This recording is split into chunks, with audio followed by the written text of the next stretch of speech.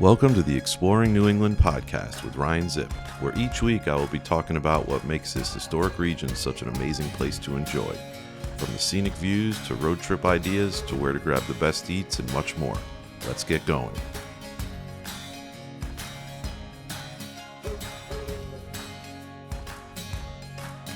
Hello and welcome to episode 14 of the Exploring New England podcast with me, Ryan Zipp.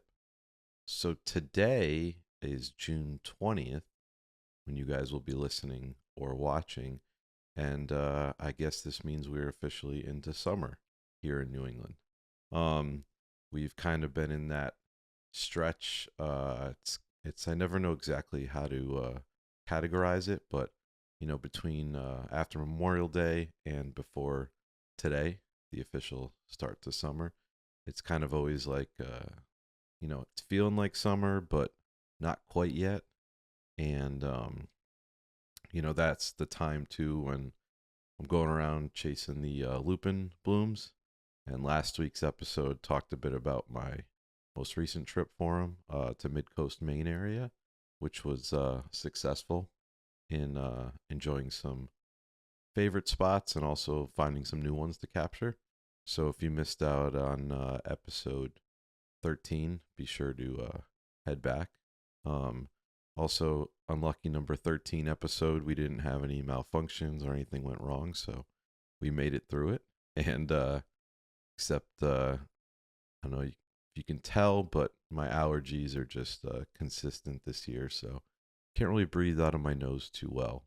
I actually have to run a plug-in on the audio of this so you don't hear me breathing too hard in between what I'm saying. So but hopefully get some relief soon. But the blooms have been so good overall so far this spring that it's hard to complain. I'll deal with the lumps here with not being able to breathe as long as I'm able to capture some beautiful scenes.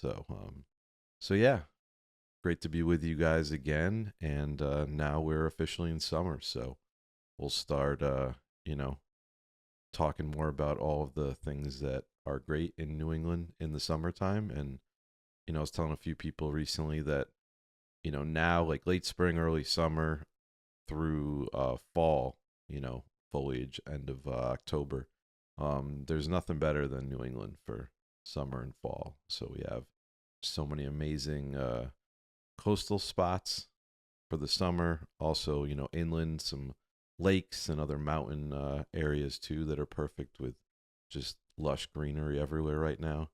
And then obviously fall with iconic foliage views, Vermont, New Hampshire, Maine, down everywhere, Massachusetts, Connecticut, Rhode Island even. So so I'm excited. We're hitting this stretch now, so I'll be sure, on my social media with photos, videos of just the usual stuff of my work, and also ideas of things to do and food to grab. We're officially in lobster roll season now, so I'm gonna have to kind of update my lists and where I have things ranked, and share with you guys if you're looking for spots to go enjoy them in any of the coastal states here. This past weekend, I kind of hung local. Got to be with family on Sunday, Father's Day, see my dad and my stepdad. So that was good. Beautiful weather here. It was perfect. So hope everyone had a great day with, family and friends. But I did want to try to explore a little bit. So on Monday, I headed up in my home state of Connecticut to Hartford to Elizabeth Park. And I'd actually I don't think I've ever been there, to be honest, but definitely not for the bloom going on now. So they have an incredible rose garden up there, which is kind of the centerpiece to the park itself. It is called the Helen S. Kamen Rose Garden. I think that's how you pronounce it, Kamen, Kaman. I believe it was named after her, like 2020. I believe I was reading. Don't quote me on it.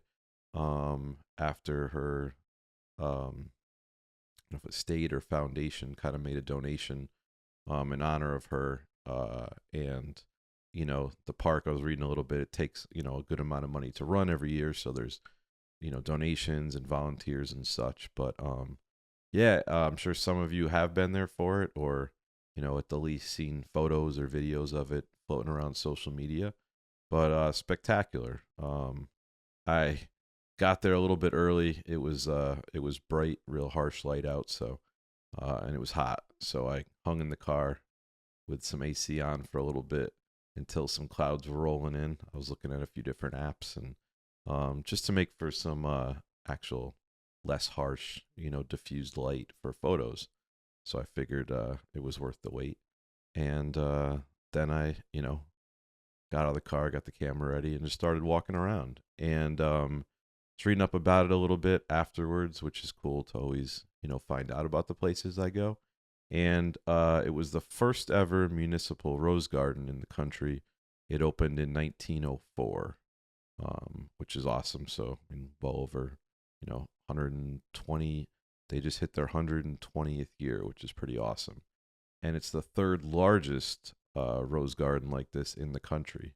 I believe now, they've added on the current area is about 2.5 acres, 800 different varieties of roses, and over 15,000 total rose bushes. So it's pretty impressive, and it's in a cool shape, kind of like a square in the middle, like these semicircles on the end, and just a number of these kind of tunnels with the roses blooming over them around it, and this kind of like foliage covered little hut in the middle. There's some benches. But yeah, really cool. It was a Monday, but still pretty packed. Ended up, around school time, graduation. So as I was leaving, there was a number of kids there with family in their, graduation gowns and taking photos. So I read there's like, during the season, there's a number of weddings every week that are going on. And just, I don't know how many visitors they get, but it's no charge to get in. It's just a park. There's, number of places to park, which is really awesome. So you can go there at any time. And they typically peak mid-June into early July. So I'm not sure how long into July they will be, still blooming and able to go. So one of those things I wouldn't wait on it, especially with the heat we're having this week. Hopefully it doesn't screw with, all the different blooms we have going on right now. But yeah, if you've never been, recommend checking it out. I really enjoyed it. Walked around for, I don't know, about 45 minutes. Then I lost my clouds that were diffusing the light, and it got busier with people. So I took off. But yeah, I highly recommend a stop there. And that's kind of, I guess, the theme of today's episode a little bit, besides an overall, is rose blooms. So that's one of the most well-known spots for them in Connecticut, and from what I've seen, it's a definite unique large display of them anywhere in New England. So for those Connecticut followers listening, and anyone in the general area looking for something to make a kind of destination spot on a road trip, coming up, Elizabeth Park, the Rose Gardens at Elizabeth Park. While I was up there, I had heard of another park in Manchester, not too far away. I think it was about 20 minutes away, called Wickham Park, and that's in Manchester. And I didn't have much time, but I kind of wanted to just check it out. There was a handful of gardens that had a few blooms, and I figured while I was up that way, I don't always make it up that way on a day off. So it was a weekday. Entrance fee was $7 a car. I don't think it matters how many people. Weekend, I think it's $10 to get in. So, but not bad. You get a few people in there. Even if you paired it up with Elizabeth Park, which is free, then you go here.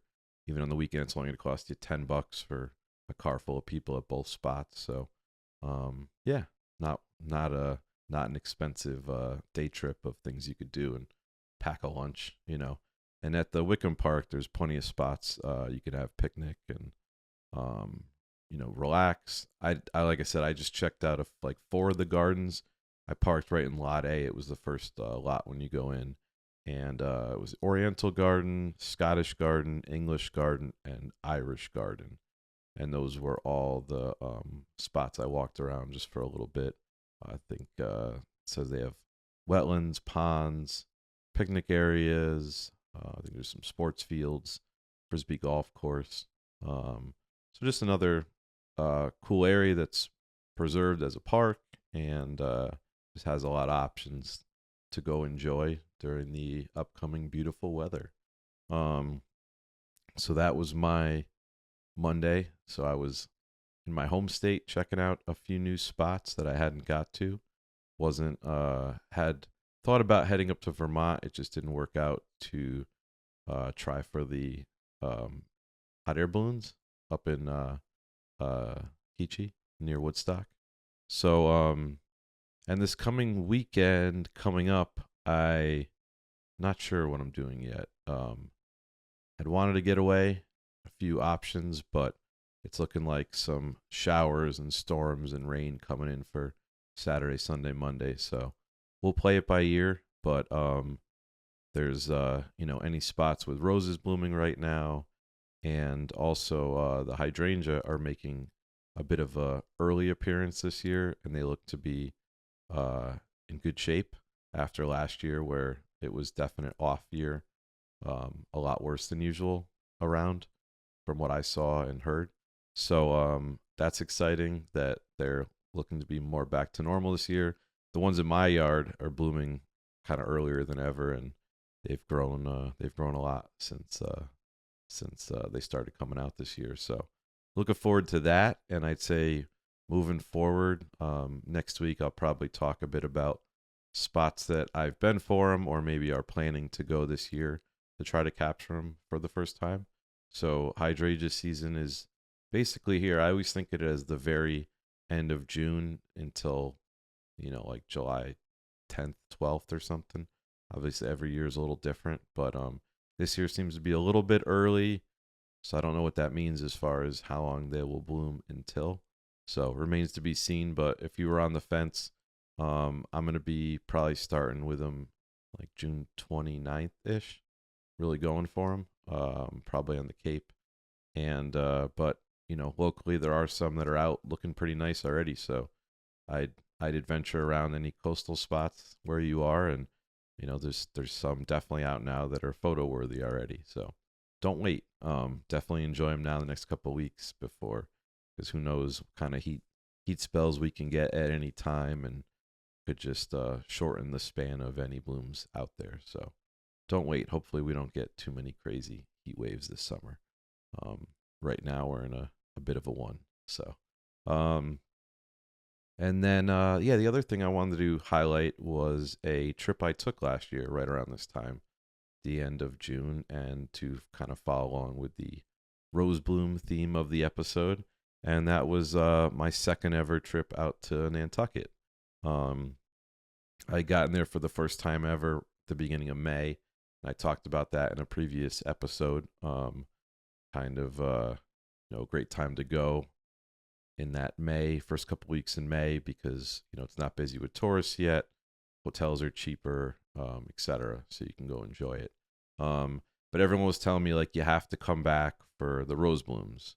There's hydrangeas there too, but there's definitely a special thing about Nantucket in one area where these rose blooms are, and everyone's like, you have to come back for it. They typically peak early July, but when I was looking at plans, most stuff was already booked, and stuff that wasn't for early July was like, close to $1,000 for a tiny room just for even a Sunday night. So it just kind of seemed a little ridiculous. And I know July and August, they're just getting nutty with people, and it's packed and just a different experience. So I ended up deciding it was like June 25th, 26th-ish. I was able to get a room, and I went over for one night, and I figured that way I'd get them. They weren't peak bloom. They'd be mostly out, hopefully. And that's what I did. And it would end up being a quick but successful trip. I ended up, I stayed over in West Yarmouth on Saturday night, the night before, just so I'd be close to the ferry for the next morning rather than drive all the way from Connecticut. Got on a pretty early morning ferry. I forget the exact time. It was one of those foggy, gray mornings, which the Cape and Nantucket I've realized can be known for sometimes. So it was a moody ride over, I should say, not a drive, ride on the ferry. I've done the fast ferry again, so it's not bad at all. And like the first trip, and like everyone else who goes, you're always greeted by the Brant Point Lighthouse there, which is cool. And usually, a number of people fishing out there or just walking and checking it out. So that greeted me again on a foggy morning. Um, and I knew it would be a little bit busier than my first visit in early May. So got off the boat, and I had looked up some spots where different blooms were, and one of them is like right down there by the wharf, and that's Old Wharf North. So you get off the ferry, and it's like not far at all. Walk down a road there, and there's a number of cottages in a row. Real, I guess they've become an iconic view there. It's the names Independence, Constitution, John Jay, and those have some great rose blooms on them with some hydrangea bushes as well in the front. And even though it wasn't a great year for the hydrangea and I was early, there was some pink ones. Yeah, pink ones blooming there. So it made for an awesome scene. And so that was my first kind of experience there with the Nantucket rose blooms and with that iconic view. And needed a little fuel, so I stopped over Spot Provisions. It's right over there, not far from where the ferry comes in. And got a breakfast sandwich and a coffee. I went with their, it's called the Original. It's a egg, cheddar, bacon, and a house-made tomato chipotle jam. So it was good. So good food, good coffee right there, kind of near the ferry. So if you need some fuel, that hit the spot then.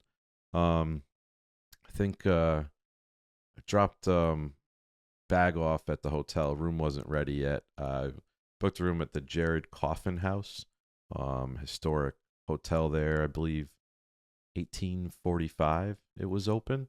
And it's right downtown area there, and so a good home base for any visit. It's Nantucket's a really walkable spot, like getaway. So you don't need to bring a car for sure. You can walk most spots, and then there's different options to transport you around if necessary. So so dropped the bag off and then just kind of started walking around. Walked out to the Brant Point Lighthouse again. Some beach roses were still blooming, which is nice. Got some shots there. Then for lunch, I headed to Crew Oyster Bar. It's right on the end, one of the kind of dock areas there by the water. Nice spot. Had a view out there of the water from where I was. Had a lobster roll of theirs. It was pretty solid. It was like a little kind of fancified, not like your traditional just shack roll, but it was good. Hit the spot. And then I made it back over. I think my room was ready then, so I reset at the hotel. And the main point of me going was for these iconic cottages with the rose blooms on them. And although there's number of rose blooms around town in general, the area is over in the Sconset area, this smaller village area.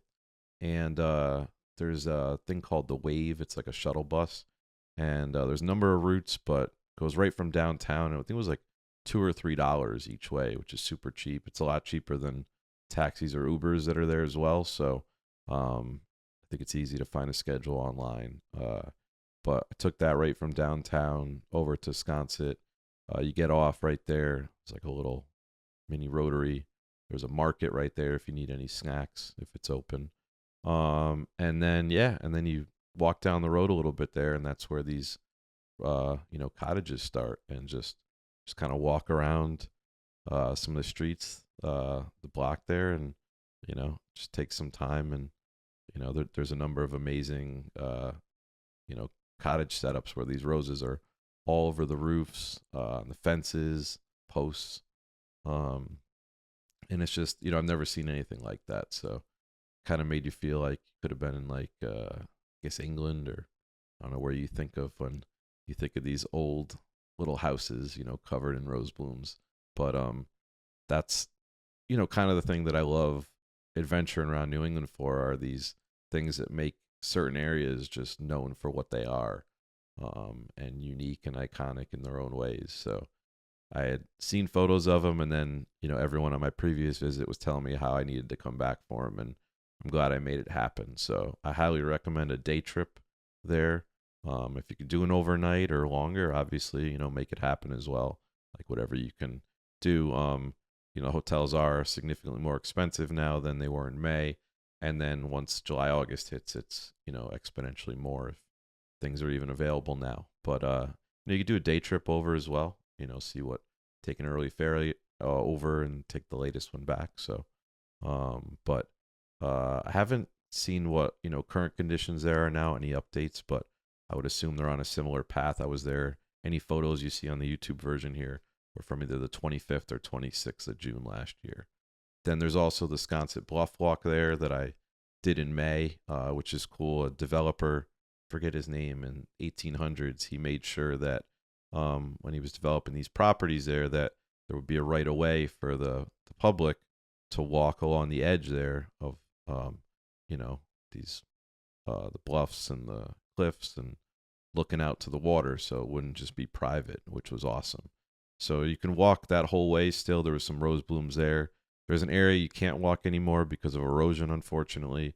You have to walk back out to a road, and then you get out to the other lighthouse there, Sankaty Headlight. And then, walk back. You can do the same loop back. I think I went down. I think I took a little different route back just to see if I could find any other scenes. But hard to go wrong in that area this time with, the blooms going on and those cool little cottages. So definitely, enjoyed my time there. Ended up being a real foggy. It was like a more foggy conditions, which gave it a cool vibe. And then I took the shuttle back to downtown, and wasn't going to be any kind of sunset because of it. So just relaxed by the water, sat by a beach for a little bit, and ended up going to a spot, Bar Yoshi, for dinner. I'd heard a number of people say good things about it. They had great sushi. Had another appetizer, some kind of forgot what they were, but it was good. I just remember the sushi being good. Had a drink there, and then just, walked around a little at night. Some of the cobblestone streets. It's always a good time just walking around downtown there. And Jared Coffin House was good. The room was nice, clean. So recommend staying there. Last time I stayed at Faraway Hotels on the other two visits. That's another one right downtown, which I had good experiences at both times. Morning, I grabbed a iced mocha from Handlebar Cafe, same spot I did in May. It was really good. And again, another spot that comes highly recommended. Another spot there, Lemon Press. I didn't do on this trip, but on the others, and that's right there, right when you get off on downtown area. Good breakfast sandwiches there as well. And this trip was a short trip, so I was heading back on a later ferry, in the afternoon. But I took the shuttle back over again to Sconset for just to walk around the cottages again, and it was, a bit harsher light, not too bad, blue sky, so it was cool just to get some shots as well in that, since the day before was that moody gray vibe.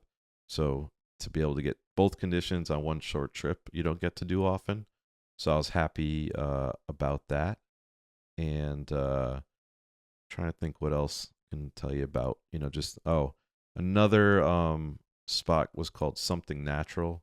Not right downtown, so you'd have to have transportation or get over there. It's kind of far to walk, but great spot for sandwiches. I did that on a previous trip.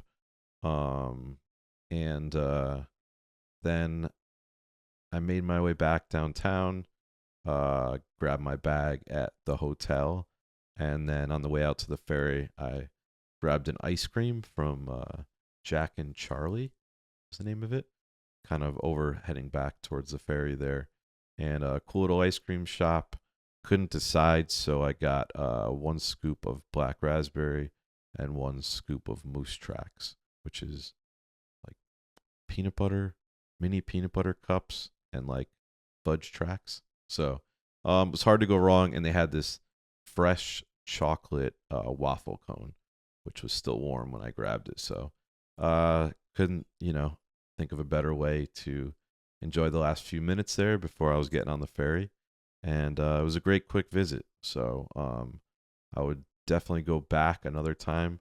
It's not going to happen this year, heading somewhere else. But if you've never been, again, May is an awesome time to go, just as like more of a slightly off season. But if you want to see the blooms, it's end of June and early July is when they're going on, and I'm sure their hydrangeas are going to be good this year too. Not sure their current status.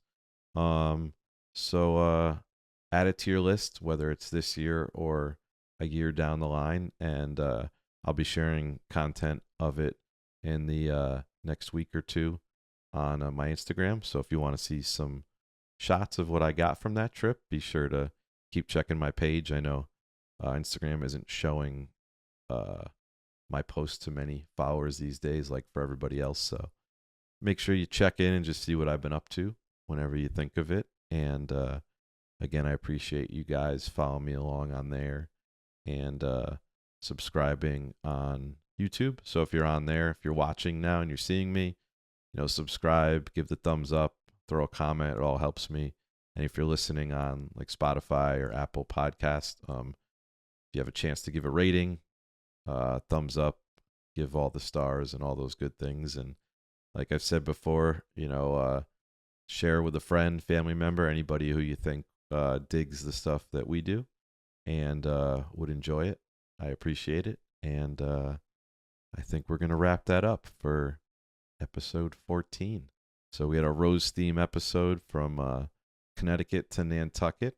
And next week, I believe we're going to dive into hydrangeas and whatever else I end up thinking about. So thanks for joining in this week. Hope everyone has a great start to the summer. Get out there and enjoy as much as possible. It goes by quick. So I will see you guys next Thursday. And yeah, be well.